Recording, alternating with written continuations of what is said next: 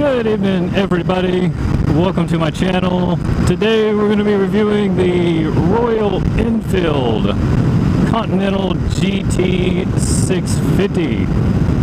We're taking a short trip down to a little riding location that I have picked out for today. Today is a very, very hot day.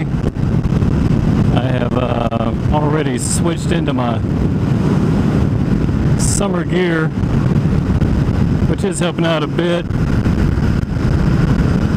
So let's go ahead and dive into this bike a little bit. Let's talk about Royal Enfield. Very old motorcycle manufacturer. Get their origin back in England. As of lately, they've moved all their manufacturing to India. But now they're starting to move a lot of their design and engineering back to England. And now they've set up their dealer network in North America again. So they are selling motorcycles in North America. And let me tell you, they're selling a lot of them too.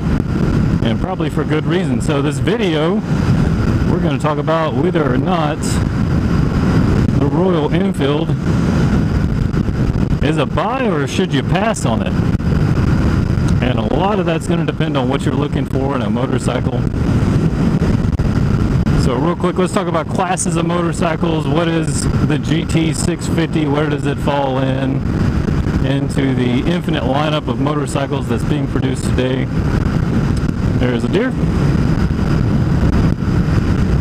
And it smells quite horrible. So the GT650 is a cafe racer inspired motorcycle, and I honestly believe that Royal Enfield did a great job on it. It looks absolutely fantastic. I think they really nailed the look of this motorcycle. So what do you get with this motorcycle? Powering it, you get a 650cc parallel twin. Puts out about 40 some odd horsepower. I don't remember the torque numbers, but it does make most of its torque down low in the RPM range. And it does a pretty decent job getting the motorcycle where it needs to go. As far as speed goes, we just got off the highway, and I did have it up to 70 miles an hour, and it didn't fuss too much. You can tell, especially with the tire setup, you've got some really skinny tires on this thing. I personally probably wouldn't push it past 70, but I'm sure you could. I think on the tackle is around somewhere around the $4,000 mark in 6th gear. So the bike has enough power to go anywhere you want. You can get on any major road. But I think where this motorcycle is going to show you its worth is going to be on the back roads, particularly if you can find some curves, which we are not going to be hitting today. But we will be in the future. And we'll be taking this motorcycle up to North Carolina. Get some time in the curves up there. A lot of great roads to ride up there if you've never ridden in North Carolina. They do a really great job taking care of their roads. And there's some easier roads to ride, and there's also some more challenging roads to ride if that's what you're looking for. But a lot of really good riding opportunities up there. So real quick, let's get back to the GT650. I am going to call it the GT650 because the name of this thing is extremely long. And there's no way I'm going to tell people the entire name every time they ask, what do you ride? I'm just going to say it's a GT650 because that's a lot easier. So a lot of people aren't going to know what this bike is. And I'm actually perfectly okay with that. I personally like to ride things that are a little bit different anyway. My other bike in the garage is quite different. It is a sport bike, but in the world of Gixxers, Turbo Boosas, and CBRs, Kawasaki is certainly a manufacturer that makes a sport bike a little bit different looking. And I've always appreciated about them, and they build great bikes as well. As far as transmission on the GT650, we do have a 6-speed transmission, 1 down, 5 up. Neutral, of course, in between first and second.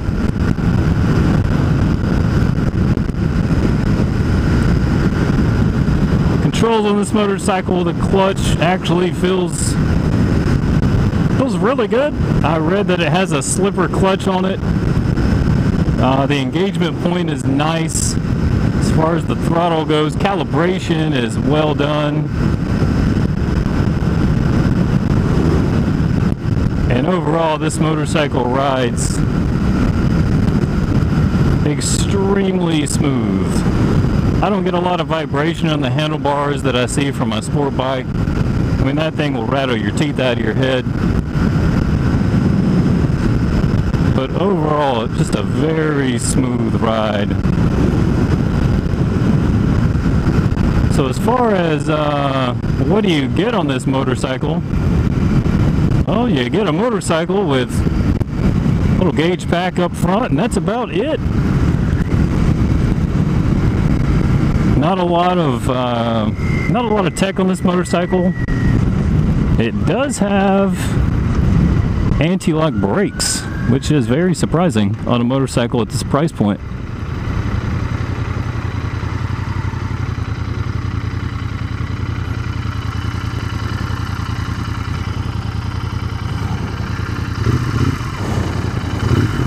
As far as exhaust note goes, it's a typical factory exhaust. It's pretty quiet. This is definitely something that'll have to be fixed later.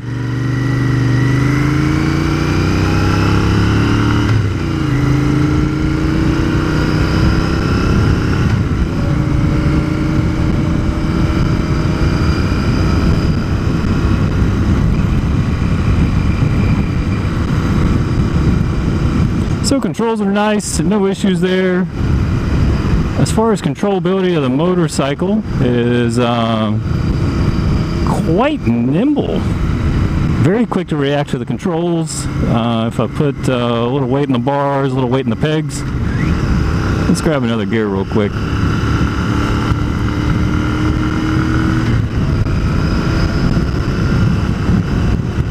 The motorcycle has no issues reacting to whatever inputs I put into the bars or what weight I put on the pegs. So very quick to react. Again, I think this is going to be a great motorcycle that you're going to take out on the weekend and just have some fun through the curves. If you're looking for a drag bike, this is not it. The 650cc engine makes adequate power to get you moving down the road, just enough to have some fun, but you're not going to win any drag races on this thing. I'll be honest with you on that. I did purchase this motorcycle on my own, so this is my own honest so far review of this motorcycle. There are no kickbacks of any kind on this.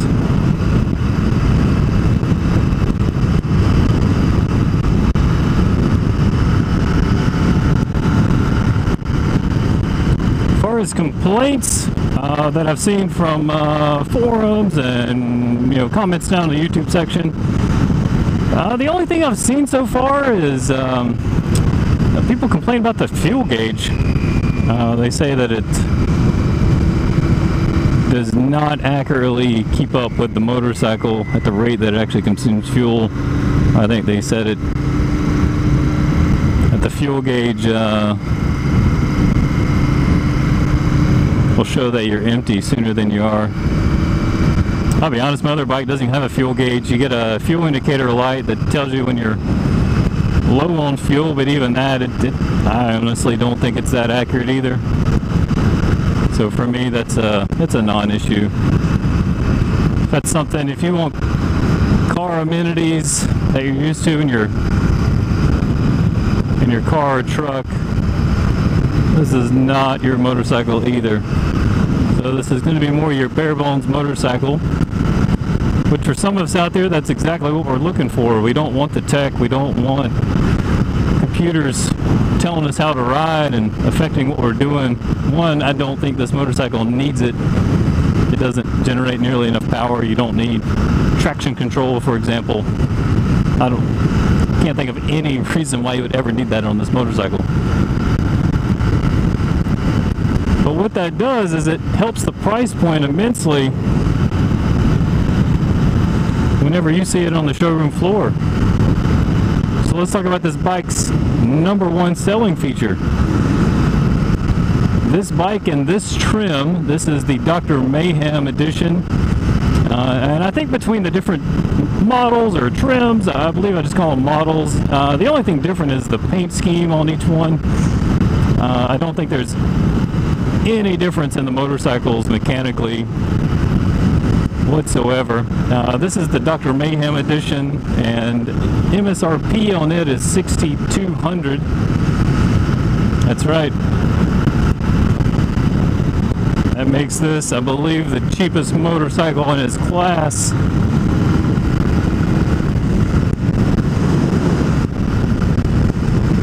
You could spend several thousand more and get a Triumph or a Ducati Scrambler, or you want to say one of the new Kawasaki, what is it, W800? I'm not sure where they're getting these naming conventions from, but everybody has a cafe racer bike these days, and I almost hate that it's trendy. I have always wanted a cafe racer style motorcycle, but at the expense of it being trendy, I'm not sure, but I did it anyway.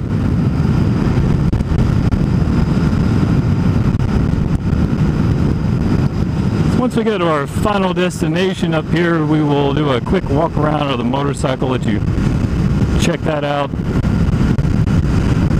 As far as braking, you get single disc brakes in the front and rear. I know on a lot of sport bikes you'll get 2 disc up front, 1 in the rear. That's how my Kawasaki's set up. And for this bike and the weight, I believe wet, it comes in about 430 pounds. The braking's, again, adequate. I don't think there's a reason to have 2 disc up front. I really don't think people are going to be racing this motorcycle. I did not buy this motorcycle to race. I bought it to, honestly, do what I'm doing right now, cruise around. That's all I wanted to do. And for that purpose, I think it's a great motorcycle. If you're looking for something to butt around on that's not going to, you're going to need 14 co-signers for to walk out the door with. Which, by the way, while I was there, I saw an MB Augusta Super Veloce. I think I said that correctly with the Italian pronunciation. That one was over $21,000 and will require at minimum 5 co-signers to get that thing out the door.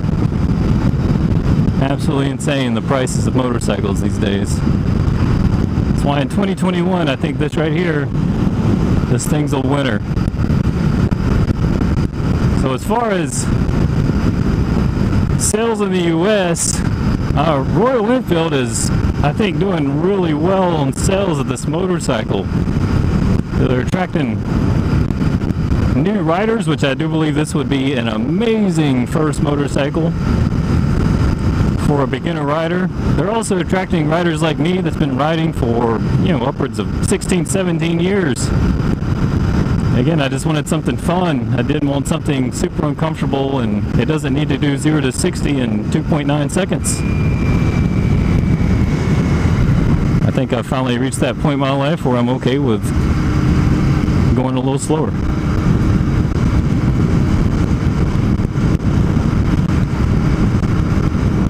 Ergonomics. Let's talk about ergonomics real quick. It's going to be more aggressive than any cruiser out there. I guess if you have to compare it to something, it's going to be more like your naked bikes, your whatever you want to call them, your street fighter style bikes.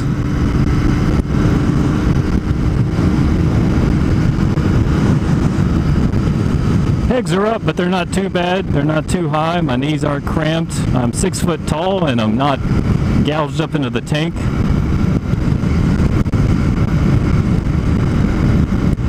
Handlebars are higher than my sport bike, which gets the weight off my wrist. And with the reduced vibrations in the handlebars, I don't have my hands falling asleep every 2 seconds like I do on my Kawasaki. Is this a cruiser? Nah, I don't think so.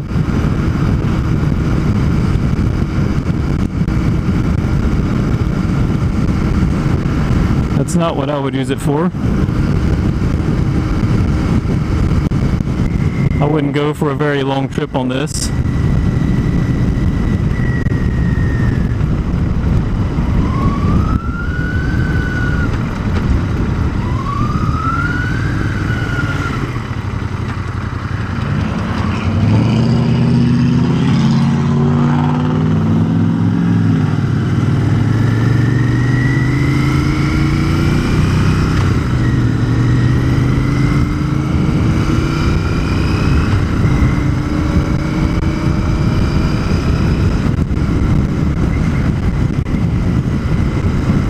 The thing I find really fun about this motorcycle is you really get to ride it.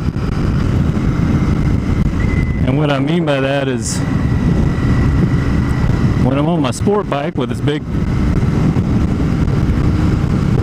1000cc inline 4, if you push it on the street, you're always breaking the law. Always. It's insanely fast. I'm not complaining. It sounds like I'm complaining, but I'm not. The downside of that is you don't really get to ride it. You don't get to go through the gears. On this bike, I get to go through every single gear, up, down. My Kawasaki makes me a bit of a lazy rider sometimes.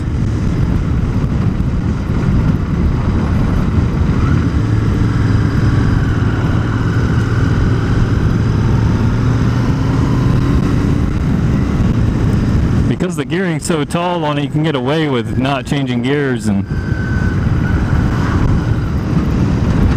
it unfortunately make you a little lazy of a rider sometimes. That's why a lot of times you hear those guys just high revving in neighborhoods and they just don't feel like changing gears.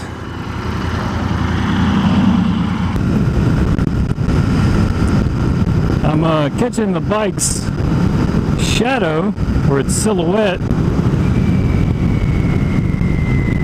in the sun, and I gotta say it's got a really good outline to it.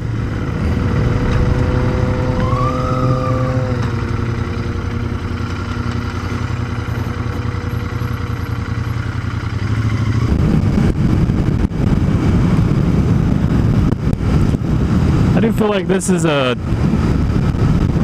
type of motorcycle that has really become popular in the past couple years. It seems like every manufacturer you look at has some type of cafe racer model in their lineup these days, and that was not the case about 10 years ago.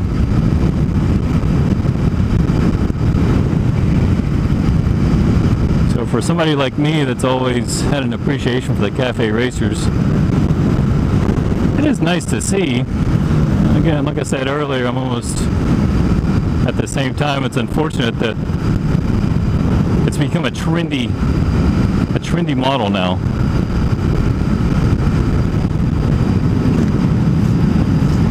Speaking of, there was actually some cafe racer styling going on there in that pack.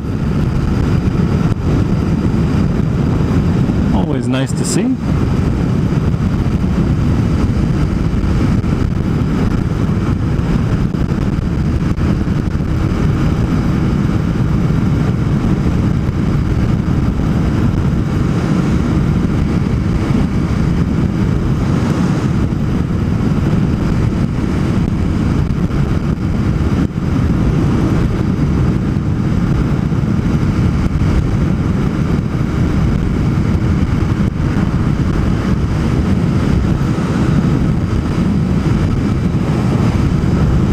So, if I had to give a final verdict, do I believe this motorcycle fits the bill for a cafe racer at $6,200? I'm gonna have to go with yes on that. While I would love it if it had more power, I'd love to see something along the lines of a 900cc engine. I think that would really give this motorcycle the boost it needs. I don't know if Royal Enfield has that in their plans for the future, but Royal Enfield, if you're listening,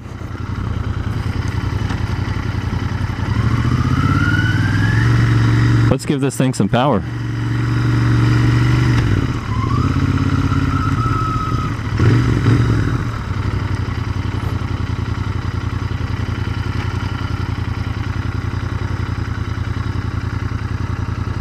So real quick, we're gonna hop off the bike and do a quick walk around. All right, real quick, just want to do a tour of the GT650. We got here down by the lake. If you hear a guy in the background, he's having some kind of drama issue, so who knows. So real quick, just a quick walk around of the GT650. One thing I do want to point out is it seems like there were some differences as far as what came on the motorcycle versus the other models that were in the showroom. So on mine, you can see that the fork gaiters came included, whereas on some other models they were not. If you look in the Royal Enfield accessory brochure, it actually shows that as a add-on accessory. I think it's from Royal Enfield, maybe 40 bucks or so, pretty cheap. However, I am glad they came on there because I did want them, but you have to strip your forks down in order to install them, so I'm very glad that those are on there.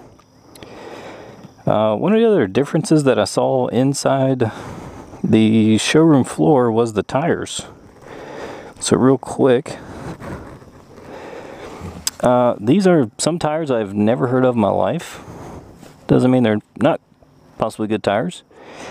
But on the sidewall they say Zoom Cruise, and the brand is Seat, not sure. I did look at the sidewall and they said made in India, which makes sense because this motorcycle is manufactured in India itself. As far as fit, finish, quality, I think they did a great job, especially for the price point. The rear shocks look great. There's your single disc rear brake back there. Brakes are by Brembo. Mine did come with the sissy bar on the back, or at least a low profile one for a passenger to hang on to. I will be getting rid of that. I did go ahead and order the solo seat with the rear cowl black to match the rest of the bike. Controls, everything is as expected. No issues with anything yet. Everything looks pretty good. There's your key to access the side panel. You do have a toolkit in there. This is included. I think they did a pretty good job with all the finish of everything. Looks pretty good. It is air cooled and oil cooled, or that's how we say it in the South. Everywhere else in the world you say oil. So it is oil cooled. Again, there's your Zoom Cruise. There's a letter F on there on the tire. Front tire dimensions 190/18. Again, never heard of these tires, but so far they do great. No issues. When they're warm, they seem to have pretty good traction. A little view from the front.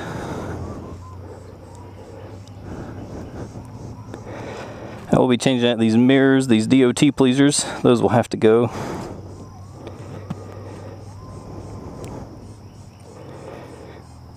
Forgot to mention the single disc in the front. Again by Brembo as well.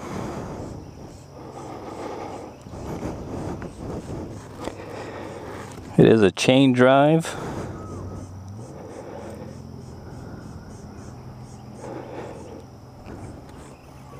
Another future modification will be getting rid of the shovel on the back. I'm glad they included a shovel should I need to dig my way out of something, but not needed. No thank you. So I'll be doing some kind of fender eliminator on that. And I did go and order the center stand as well. That way I can actually have the rear tire off the ground, especially when I'm in my garage. Here's access to your fuel tank. It does take the same key as does the ignition, as well as the side panel over here.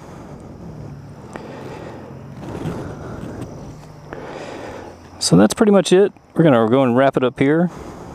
So in conclusion, yeah, I think it's worth it. I think they did a great job with the motorcycle. I think it looks really good, and with a couple modifications, I think it's gonna look even better.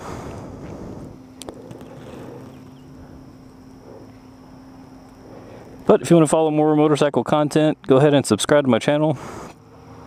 I will be putting out some more content, especially with this motorcycle. I'll try to document the modifications that I make the best I can. That way you can follow those as well, and if you have any questions, please put those down in the comment section, and I will try to address them as I can. But that's pretty much it. Thanks for watching my channel, and hope to see you next time.